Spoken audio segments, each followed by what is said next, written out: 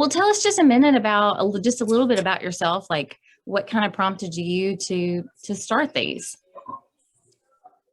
So I grew up in a small town in Georgia, Okay. smaller than Tupelo, Mm-hmm. and love to read, books. We weren't a big family, traveling, but I did love to read, love stories. And after college, I ended up at Southern Living magazine, and Oh, I spent 3 years on staff at Southern Living. I did a fair amount of travel writing and sort of art and culture, food, and so sort of the fabric of a place was kind of my job, and finding those people that sort of make a place special, and the history and stories that kind of animate what's unique about a city, a town, a region, a park. And about 10 years ago, I just got an itch to create something that was the voice of that thing was a little bit more personal to me, mhm. and woven parts of storytelling that I found interesting.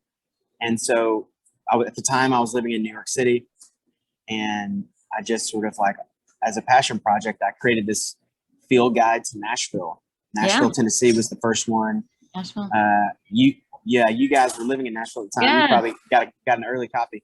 we did. Yeah, we have one at home.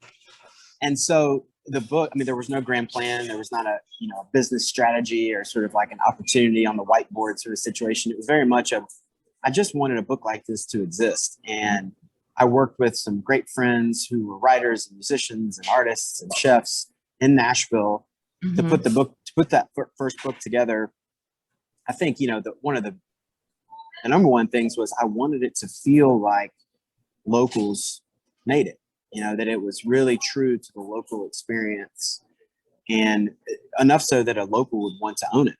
Hmm. And that's sort of a thing that I mean, you would not necessarily think about buying a travel guide to your own town Right. necessarily. And so these books do that.